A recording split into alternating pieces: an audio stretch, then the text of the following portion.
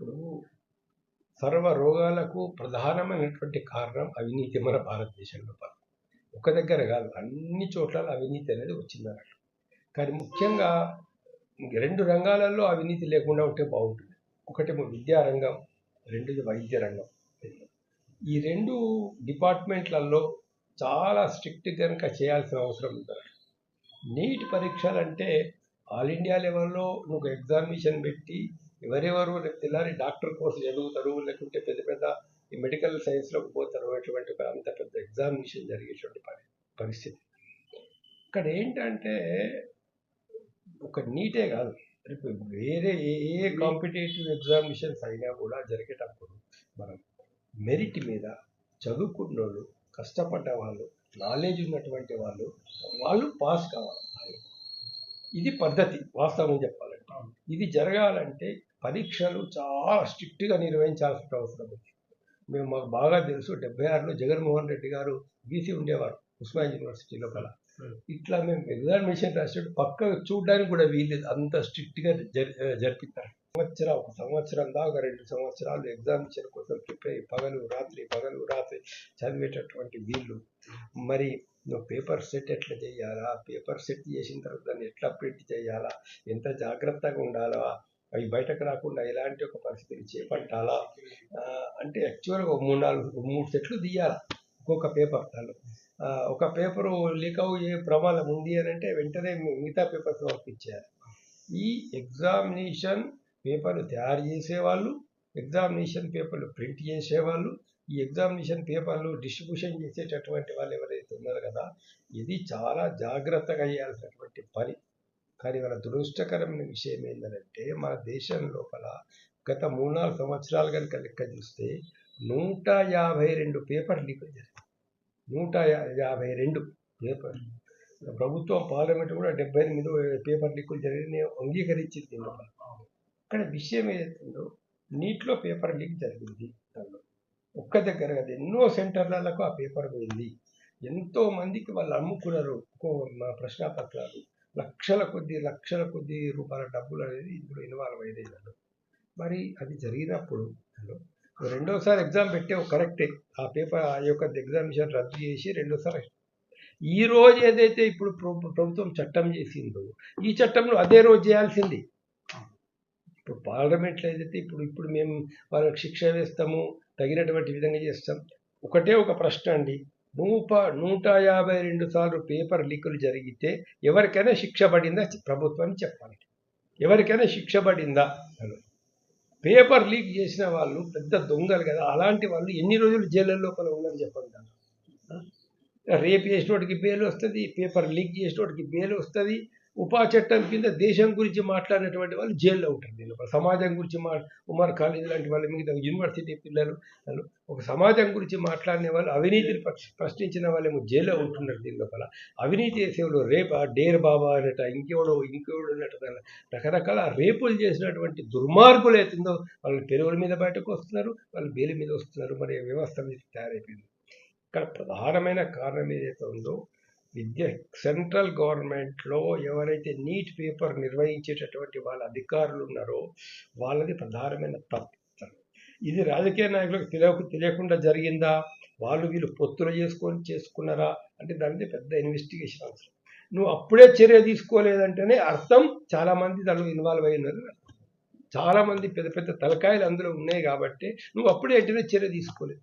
వీళ్ళు పెద్ద ఎత్తున ఉద్యమం చేసి మూవ్మెంట్ చేసి మన రెండోసారి ఎగ్జామినేషన్స్ అయిపోయిన తర్వాత వీళ్ళు కొన్ని డిమాండ్లు పెట్టుకొని 40 రోజుల నుంచి విద్యార్థులందరూ కూడా ఆ ఢిల్లీ లోపల అంత పెద్ద ప్రదర్శన చేస్తూ ఉంటే మరి ఈ చర్యలు అదే రోజు ఎందుకు తీసుకోలే?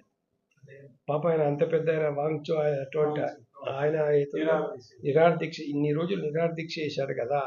మరి అతను ఫస్ట్ రోజు కూర్చున్నప్పుడే, రెండో రోజు కూర్చున్నప్పుడే కేంద్ర మంత్రులు అక్కడికి వచ్చేసి ఆయనతో మాట్లాడి మేము ఈ చర్యలు తీసుకుంటాం. విద్యార్థుల్ని పిలిచి ఇప్పుడు 8 రోజుల నుంచి మాట్లాడుతున్నారు, 8-10 రోజుల నుంచి. అది ఫస్ట్ లైన్ కనుక మాట్లాడినట్లయితే అసలు ఇన్ని రోజులు ఈ సమస్య ఎందుకు ఉత్పన్నమయ్యేది? ఒకటి. రెండవది ఏదైతుందో ప్రభుత్వంలో ఉన్నటువంటి వాళ్ళు, అధికారంలో ఉన్నటువంటి వాళ్ళు కూడా చాలా వీళ్ళు విదేశీ ఏజెంట్లు, పాకిస్తాన్ ఏజెంట్లు, దేశద్రోహులు, వీళ్ళు ఇలాంటి ఒక చర్యలు. దీని వెనకాల విదేశీ శక్తులు ఉన్నాయి, విదేశం డబ్బు వస్తుంది. ఈ ఆరోపణలు మీరు చేశారు దీనిపైన, దానికి ఏమైనా బేస్ ఉన్నదా? ఒకటి. అంత చేసిన తర్వాత కూడా లక్షలాది మంది విద్యార్థులు, వేలాది మంది విద్యార్థులు రోజుల తరబడి ఎక్కడ చేస్తున్నారు అంటే తర్వాత జరిగినటువంటి విషయం అయితే ఉందో, నువ్వు ఆత్మహత్య చేసుకున్నారు అప్పుడు పిల్లలు చాలామంది, నీట్ ఎగ్జామినేషన్స్ ఇట్లా అయిపోయిందని చెప్పేసి. తర్వాత ఏంటంటే మనకు ప్రధానంగా లాఠీ చార్జ్ చేశారు. ఆ కర్రలకు ఇట్లా ముళ్ళలు లాంటివి పెట్టారట, లాఠీ చార్జ్ చేశారు. ఇది ఎంత దుర్మార్గం అండి. తర్వాత ఏతుందో నువ్వు పెల్లెట్తో ఫైరింగ్ చేశారు, చిన్న చిన్న తుటాల మాదిరిగా ఉంటాయి చిన్న చిన్న, అవి శరీరంలో కూర్చుకొని పోతాయి అక్కడ పరిస్థితి. సో ఇవి ఏంటి, ఎప్పుడు చేయాలా, ఎవరు చేయాలా? అసలు ఇంత పెద్ద ఉద్యమం ఇన్ని రోజులు జరుగుతున్నది, ఏ రోజు కూడా వాళ్ళు హింసకు పాల్పడలేదే. బహుశా నేను అనుకుంటా వీళ్ళకి సంబంధించినటువంటి ఒక 45 గుండాలని, 10 మంది గుండాలను అక్కడ పంపించి వాళ్ళతో రాళ్ళు వేయించి ఇవాళ ఇంత పెద్ద ఎత్తున లాఠీ చార్జ్ చేయడం జరిగింది. ఇంత లాఠీ చార్జ్ చేసి నువ్వు పెల్లెట్ తోటి ఫైరింగ్ చేసిన తర్వాత కూడా మళ్ళీ విద్యార్థులు అక్కడికి గ్యాదర్ అయ్యారు, మళ్ళీ విద్యార్థులు అక్కడికి రావడం అనేది జరిగింది. దాంతో ఇవాళ ప్రభుత్వం వెనకం చేయాల్సి వచ్చింది. ఇక్కడ సరే లోకల్గా ఫైరింగ్ ఆర్డర్ అనేది మేజిస్ట్రేట్ ఇస్తాడు, ఓకే. కానీ పోలీస్ అధికారులు చెప్తే మేజిస్ట్రేట్ ఇస్తాడు కదా, మాకు ఇవ్వండి పర్మిషన్ అని చెప్పేసి. అసలు అట్లాంటి పర్మిషన్ ఇచ్చారా? రిటర్న్గా ఇస్తే ఏ అధికారి ఇచ్చాడు? ఎవరు ఈ సిచ్యువేషన్ గురించి అక్కడ ఎక్స్ప్లెయిన్ చేశారు? ఇది మీ ఇక్కడ ఈ గ్రౌండ్లో ఏవైతే ఢిల్లీలో జరిగిందో అక్కడ ఇవి జరిగేటటువంటి విషయాలు సెంట్రల్ గవర్నమెంట్, కేంద్ర మంత్రి అమిత్ షా ఎప్పటికప్పుడు తెలుసుకోవాలి కదా. మరి ఏం జరుగుతున్నది అక్కడ, సూచనలు ఇవ్వాలి కదా, సలహాలు ఇవ్వాలి కదా. అక్కడ ఏం జరుగుతున్నది, మీరు ఇటువంటి లాఠీలు ఉపయోగించచ్చా, ఈ మూలలు వచ్చినటువంటి లాఠీలు ఉపయోగించచ్చా, ఇవన్నీ చేయొచ్చా అంటే వాళ్ళు ఏమనుకున్నారంటే బలప్రయోగంతో మేము లాఠీ చార్జ్ చేసేసి ఎక్కడో అక్కడ పారిపోతారు, మొత్తం గ్రౌండ్ అంతా క్లియర్ అయిపోతుందని చెప్పేసి వాళ్ళు అనుకోవడం జరిగింది. అది చాలా పొరపాటు. ఏంటంటే వాళ్ళు ఒక న్యాయం కోసం పోరాడేటటువంటి వాళ్ళు, ఎక్కడి నుంచో వాళ్ళ గుండెలో మంట అనేది ఉన్నది, ఒకటి తీవ్రమైన అన్యాయం జరిగిందనేది ఉన్నది. ఈ అన్యాయం చేసినటువంటి వాళ్ళకి తగిన శిక్ష పడాలని చెప్పేసి వాళ్ళు కోరారు. ధర్మేంద్ర ప్రధాన్ రాజీనామా చేయాలని విద్యాశాఖ మంత్రిని కోరుకున్నారు. మన ఫస్ట్ ఇయర్ రిజిగ్నేషన్ ఇచ్చేస్తే ఇంత ప్రాబ్లం ఉండేది కాదు కదా. ఇదొకటి. ఇక్కడ నుంచి అయినా దానిలో పేపర్ లీకేజీలు జరగకుండా ప్రభుత్వాలు, అటు కేంద్ర ప్రభుత్వాలు కావచ్చు, వివిధ రాష్ట్రాల్లో లెవెల్లో జరిగే ఎగ్జామినేషన్స్లో కావచ్చు, వీరు తగినటువంటి చర్యలు తీసుకుంటేనే అవినీతికి తావు లేకుండా ఒక్కసారి దానిలో ఈ యొక్క చీడ పురుగులు చూస్తున్నామండి. వారం 10 రోజుల నుంచి 10 నెల రోజుల నుంచి కూడా ఒక్కొక్క అధికారి దగ్గర అవినీతి 400 కోట్లు, 200 కోట్లు, 300 కోట్లు, 300 కోట్లు వాడు సంపాదిస్తున్నాడు అంటే మామూలు ఎంప్లాయీ సంపాదిస్తూ, ఓ చిన్న ఇంజనీర్లు, డిప్టీ ఇంజనీరు, ఇంకెవడో చేస్తున్నాడు అంటే కాళేశ్వరం ఒకటి దగ్గర 500 కోట్లు, 300 కోట్లు, 400 కోట్లు దొరికినాయి అంటే మరి దాని వెనకాల రాజకీయ నాయకులకు ఎంత ముట్టిండొచ్చు. సో ఇవన్నీ సమస్యలు ఉన్నాయి దీనిలో. ఇక్కడ మన దేశంలో ప్రధానంగా రాజకీయ వ్యవస్థలో అవినీతి యొక్క ప్రభావం ఇదంతా. ఇప్పుడు మొత్తం పార్లమెంట్ సభ్యుల్లో 3వ వంతు కంటే ఎక్కువ మంది మీద క్రిమినల్ కేసులు ఉన్నాయి. అందులో దాదాపు ఏదైతుందో సగానికంటే ఎక్కువ మంది మీద తీవ్రమైన నేరాల కేసులు అనేటటువంటి కూడా అలాంటి వాళ్ళు పరిపాలన చేస్తున్నారు. కేంద్ర మంత్రి వర్గంలో కూడా ఎంతోమంది మీద క్రిమినల్ కేసులు ఉన్నాయి. అక్కడ ఆంధ్రలో మంత్రివర్గంలో 25 మంది మంత్రులు ఉంటే 22 మంది మీద క్రిమినల్ కేసులు ఉన్నాయి. తెలంగాణ మంత్రుల లోపల కూడా సగం మంది మీద దాదాపు క్రిమినల్ కేసులు ఉన్నాయి ఇక్కడ. సో ఇది ప్రజాస్వామ్యం అనేది మనం చెప్పడానికి వీల్లేని పరిస్థితుల్లో అయిపోయింది. డబ్బులు ఇచ్చి, సారా ఇచ్చి, పైసలు ఖర్చు పెట్టి ధనిక స్వామ్యం, అవినీతి పనులు చేసి గెలిచినటువంటి వాళ్ళు ఈరోజు ఏవైతే కోర్టులు, ముఖ్యంగా సుప్రీంకోర్టు కూడా ఇలాంటి సందర్భంగా ఎలా స్పందించాలా, వాళ్ళకు ప్రాథమిక హక్కులు ఉన్నాయి, ఓ రాజ్యాంగం అనేది ఉన్నది, మాట్లాడే స్వేచ్ఛ ఉన్నది, శాంతియుతంగా సభలు సమావేశాలు జరుపుకునే స్వేచ్ఛ ఉన్నది.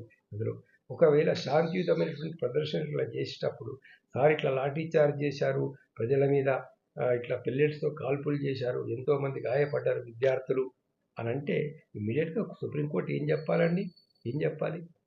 మేము ఇండిపెండెంట్ కమిషన్ అయితే ఎంక్వైరీ చేయిస్తాం, దోషులైన అధికారుల మీద తగిన చర్య తీసుకుంటాం అని చెప్పాలి. మీరు వీడియోలు చూడండి అని అంటే నాకు టైం లేదని చెప్పేసి చీఫ్ జస్టిస్ చెప్తే అయ్యా నువ్వు దేనికోసం నీ టైం ఉపయోగిస్తున్నావు?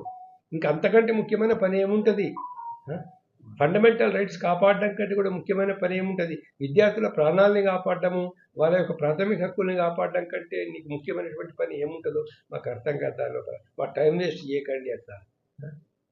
అంటే నువ్వు డేర్ బాబా లాంటి వాళ్ళకు మీరు పెరోల మీద పంపడానికి, అయితే పెద్ద పెద్ద కేసులలో ఉన్నటువంటి వాళ్ళకి ఏదో వాళ్ళ కేసులు డీల్ దానికి టైం ఉన్నదా?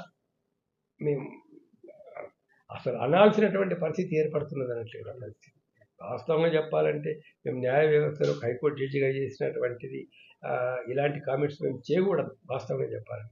కానీ ఇక్కడ ఈ సుప్రీంకోర్టు నుంచి వచ్చేటటువంటి కామెంట్స్ కొన్ని కామెంట్స్ చూసిన తర్వాత చాలా బాధ కలిగి మాకు చెప్పాల్సి, మీరు ప్రజల విశ్వాసం కోల్పోవద్దు, యువకుల విశ్వాసం కోల్పోవద్దు. ప్రజల విశ్వాసం అనేది ముఖ్యం న్యాయ వ్యవస్థ మీద.